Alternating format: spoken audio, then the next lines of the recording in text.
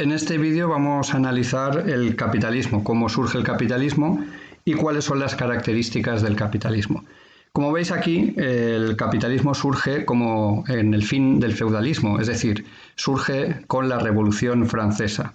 ¿Y por qué surge la Revolución Francesa? De esa revolución, esas consecuencias que tuvo fue la instauración del capitalismo.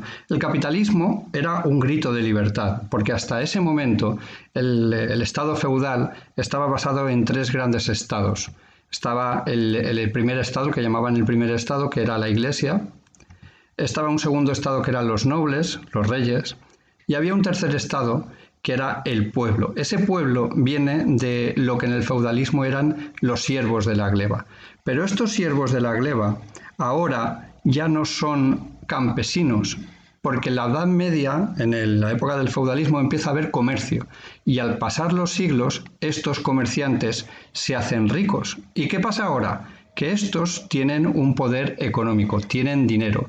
De hecho, muchas veces, para sufragar sus gastos, los nobles necesitan el dinero del pueblo, de estos burgueses. Y entonces, ¿qué hacen estos burgueses? Le prestan el dinero al segundo estado, es decir, a los nobles. Y había veces que se lo devolvía, pero había veces que decían, con eso te has quedado. Lo que se llama una quita o una fallida del Estado, de las cuentas públicas. En todo caso, ¿qué pasaba aquí? Que estos señores de aquí, que ahora tenían el poder económico, querían tener el poder político que tenían estos señores. Y estos también, porque estos también tenían poder político, y si no, buscáis quién era el cardenal Richelieu. Y hablando del cardenal Richelieu, que vivía por allí, por un país que se llama Francia, ¿cómo surgió el fin del feudalismo? Con la Revolución Francesa. ¿Y qué pasó? Pues que cortaban la cabeza a este señor, cortaban la cabeza a este señor, y los que quedaban al mando eran este señor, que al fin y al cabo lo que querían era el poder político que no tenían. ¿Forma de hacerlo? Pues matando a los que mandan, y ahora mando yo. A ver si pensáis que las revoluciones que se ganan las hacen los pobres. Eso nunca ha pasado. Se instaura el capitalismo. El capitalismo es un sistema donde hay una sociedad donde ya no manda nadie. Ya no es un señor, un rey el que manda. Ya no es alguien que dice tú tienes que producir y me tienes que pagar impuestos porque sí. Sino que cada uno se dedica libremente a lo que quiera, a la profesión que quiera. Y con esa profesión saca un dinero, saca unas rentas, que con esas rentas compra lo que quiera. De manera que es como el American Way of Life, cualquiera puede llegar a ser lo que quiera según su esfuerzo. Daros cuenta que en el sistema económico capitalismo no hay Estado. Es decir, no hay Estado más allá de un Estado que ponga unas normas de juego y ya está, pero no interviene en la economía. No existe eso que obras públicas y nada, no. Cada uno se busca su vida y sus habichuelas como buenamente pueda. De manera que, ¿cómo se contestan a estas tres grandes preguntas que contesta cualquier sistema económico? El qué, el cómo y el para quién producir. Pues, ¿qué se produce? Pues lo que la gente quiera, porque al fin y al cabo todos tienen dinero. Si alguien lo quiere, alguien lo fabricará, porque lo que quiere es ganar dinero. Precisamente ese que lo que quiero es ganar dinero implica el cómo se hace. Es decir, la gente que son empresas que fabrican cosas, que producen, intentarán hacerlo de la forma más eficiente posible para que les dé un beneficio.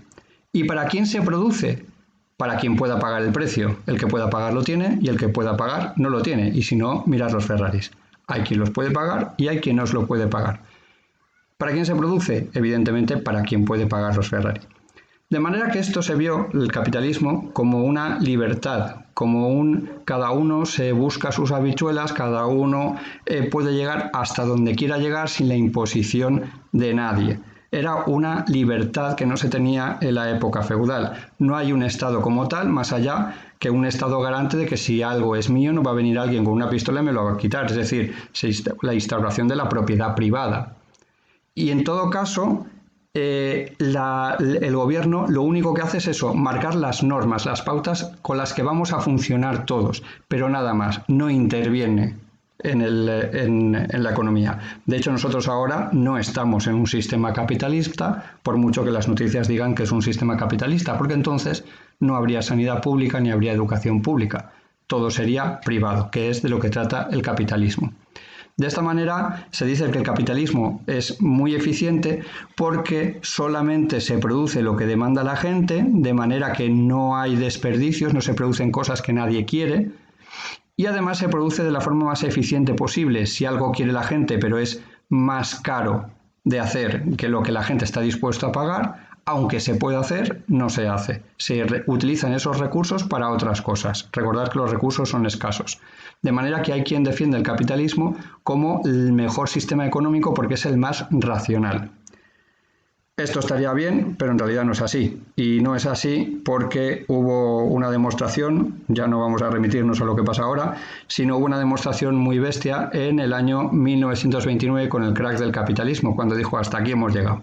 ¿Por qué? Porque el capitalismo lo que hace es que va produciendo con el paso del tiempo una gran desigualdad. En el año 29 hubo un crack por esa avaricia, no voy a explicar ahora todo el crack del 29, pero esa avaricia hace que se desligue lo que es la economía productiva de la economía especulativa. Y entonces esa avaricia hace romper el saco. ¿Qué pasó en el año 29? Que aparecieron muchos pobres, mucha gente que se quedó sin trabajo y no podía comprar nada, porque recordad que en el capitalismo se puede comprar o se produce para quien puede pagar. De manera que para estos señores que veis en la fotografía nadie produciría nada.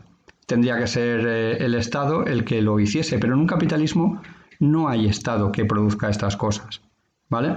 Entonces, ¿qué pasó en esta época? Pues hubo muchas huelgas, mucha miseria, la gente se quejaba, decía, esto no puede ser, hay mucha gente, ¿cómo puede ser que haya gente que es muy rica y gente que es muy pobre? Y esto puso en jaque el capitalismo. Es decir, esto que se veía en la época como un avance desde la época feudal, dijeron, bueno, esto es un avance de la época feudal, pero aquí se siguen produciendo ricos y pobres. Tal vez no se llaman reyes, tal vez no se llaman nobles, pero hay magnates que tienen mucho dinero y gente que es muy pobre. Con lo cual, un sistema económico que deje una gran parte de las rentas a una población, a una parte de la población muy pequeña, no es eficiente, porque hay una gran población que se queda sin nada. Y además, como no puede comprar y solamente se produce para los que pueden comprar, es un sistema económico que deja fuera de la supervivencia directamente a mucha gente.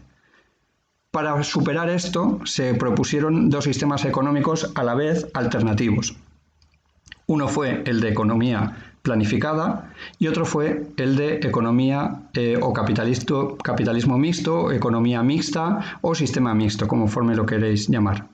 Acordaros de mixto y ya está. No es uno que va después del otro, sino que estos dos que siguieron a la vez para evitar los fallos que habían en el capitalismo. Esto lo veremos en un vídeo a continuación.